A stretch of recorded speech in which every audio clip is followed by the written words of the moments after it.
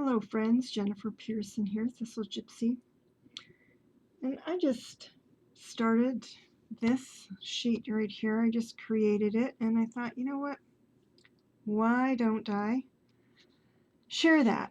So this is a colander pad, which I really appreciate these pads for organizing things. As you can see, I've got it from Staples. I am not officially plugging Staples. I have other colander pads that are not from Staples. But it's this sort of thing which I use for all sorts of tracking. So what I did here is I wrote down all of my tarot and oracle decks, and it just takes, I've got, a lot. But still, it's only a page, front and back, and then a little bit more, so it wasn't too onerous to write it down. And so I'm using this to track my use of decks. Of course, we have decks that we prefer to go to. So this is standard Rider-Waite-Smith deck, and I include in that the Centennial. I've got, is it called the Vintage Pam? Even the Everyday Tarot, the Radiant Smith-Waite or Rider-Waite, whatever. That all of those kind of fall into this category, and I use my Centennial Smith-Waite really. It's my go-to decks for all kinds of things. So, this I've used enough. I think I'm going to let this column be 1 year and this column be another year. I'm thinking that I might do that. That thinking might change over time. Those decks that I have dedicated a month to, or part of a month to, where I did a series of spreads.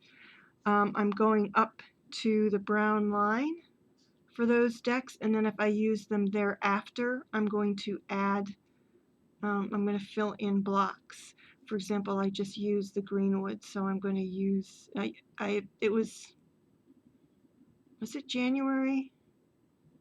Or was it February? Was my Greenwood month for this year. In any case, I had it for a month that I used it, and then I just used it here in July now. And so I added another block. So I just want to make sure I want to acknowledge that I used them for that month, but I also want to make sure that I don't neglect to continue to use them after that. As you can see, there's all kinds of blank space here among my decks, which is what I want to amend. Now I'm not going to pretend that I'm going to use each deck equally. Some decks are more specialty decks and stuff. But I want to just note if I'm completely neglecting a deck, then much as I like it, I need to start to ask whether I should be keeping it or not.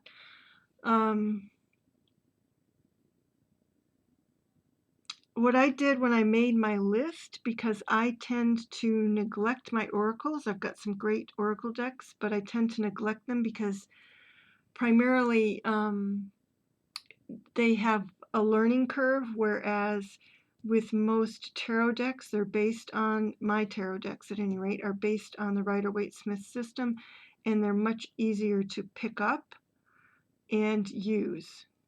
So, hang on, I'm going to close the door here.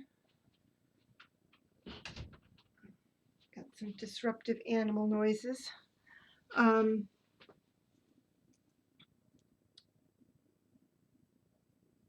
So, yes, I wanted to make sure that I had the oracle decks kind of interwoven into this list. And I'm going to start, it is my resolution to start to do some daily tarot, which I'm going to do at the end of the day for the following day to kind of set the tone as I go to sleep, to kind of set the tone, erase the given day, and set the tone for the following day. And to kind of keep me on track in that way. And so what I have done is I've started up here, and those decks that have blank spots, I have made a list of them.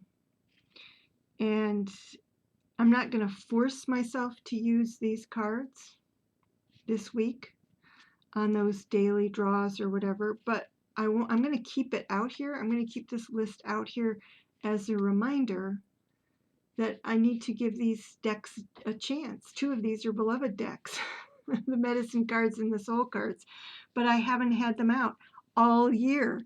According to this, I think I have had the medicine cards out. In fact, I should give the medicine cards a little bit of credit. I will give them a little bit because they were in my January through December picks cards for the year. But I haven't been paying attention to that. I need to get the medicine cards out there. So I'm going to keep them on my list of cards that need to be brought out again. And then the next week, I'm going to kind of go down again. I'm going to keep whatever I didn't use on this list, I'm going to keep. And I'm going to add however many more, one or two, if I use, if I use up, and yes, this is a misprinted 3x5 card. How much more wrong could they have gotten it? So if I use the medicine cards this week, then I will put a new one so that I keep 4 on this list to choose from, to kind of jerk myself out of habits of using only specific decks and give some other decks a chance to get used. And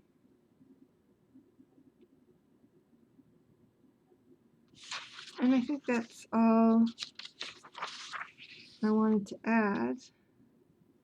So the Forest of Enchantment was another one that I had used for a monthly, and then I just used it today.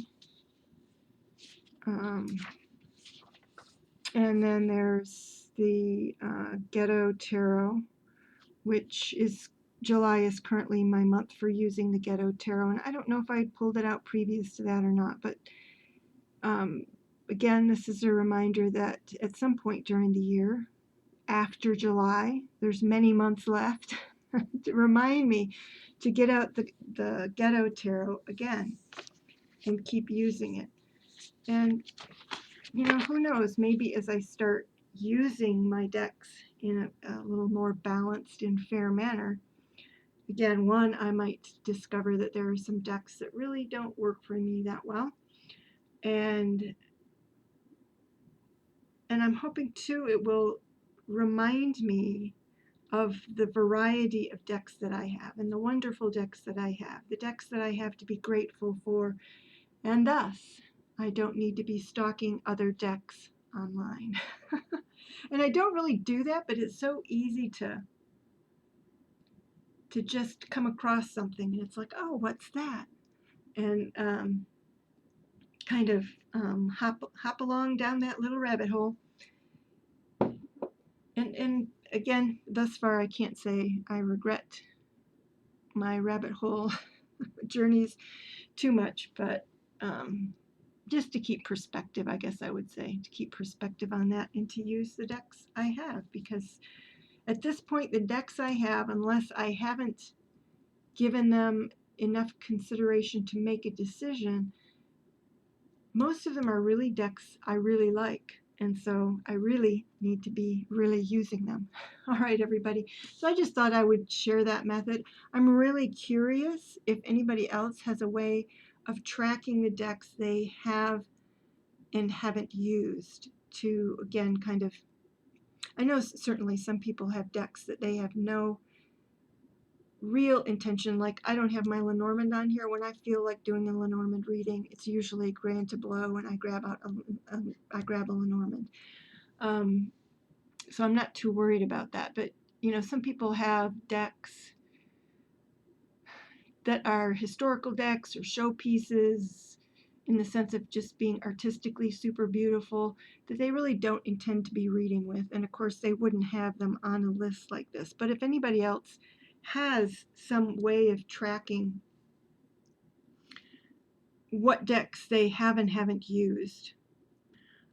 Please leave a comment. I'm just super curious. I don't know how well this is going to work for me, so I am happy to have backups, backup ideas for how to